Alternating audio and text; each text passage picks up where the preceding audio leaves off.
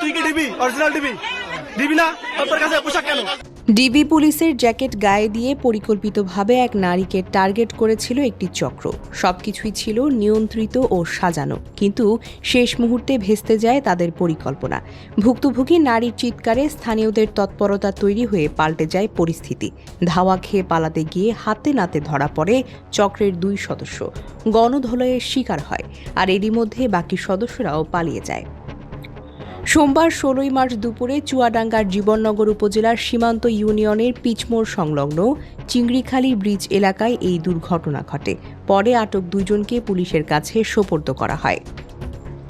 আটককৃতরা হলেন ঝিনাইদহের কোটচাঁদপুর উপজেলার বাজারপাড়া এলাকার ইউসুফ আলী বিশ্বাসের ছেলে রিজবি সালমান রহমান এবং একই উপজেলার গাবতলাপাড়া গ্রামের আক্কাস আলীর ছেলে আহাত আলী। স্থানীয় সূত্রে জানা গেছে, ডিবি পুলিশের জ্যাকেট পরিহিত 6 জনের একটি দল ওই এলাকায় এক নারীর গতিরোধ করে। ওরা ডিবি সেজে ছিনতাই করছিল, ডিবির লোক হলে আমরা ছেড়ে দেবো, আর যদি ছিনতাইকারী হয় তাহলে আপনার এখানে বিচার হবে।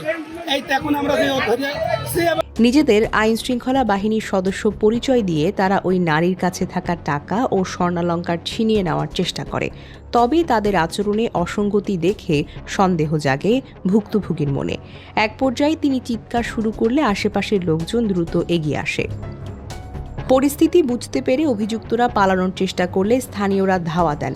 এতে ঘটনাস্থল থেকেই 2 জনকে আটক করা সম্ভব হয়, তবে তাদের আরও 4 জন সহযোগী পালিয়ে যায়।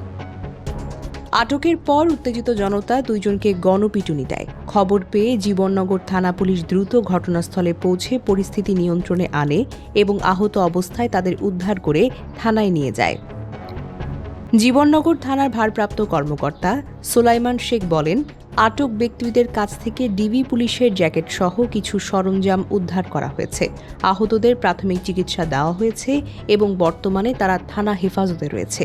এ ঘটনায় মামলা প্রক্রিয়াধীন রয়েছে এবং পলাতক 4 সহযোগীকে গ্রেফতারে অভিযান অব্যাহত রয়েছে। ভুয়া ডিবি পরিচয়ে এমন দুঃসাহসিক ছিনতাই চেষ্টার ঘটনায় এলাকায় চাঞ্চল্যের সৃষ্টি হয়েছে। পুলিশ সাধারণ মানুষকে সতর্ক থাকার আহ্বান জানিয়েছেন এবং পরিচয় নিশ্চিত না হয়ে কাউকে কোনো ব্যক্তিগত তথ্য বা মূল্যবান সামগ্রী না দেওয়ার পরামর্শ দিয়েছেন। ডেস্ক নিউজ, অগ্রযাত্রা প্রতিদিন। অগ্রযাত্রা প্রতিদিন, নির্ভীক প্রত্যয়ে উজ্জীবিত।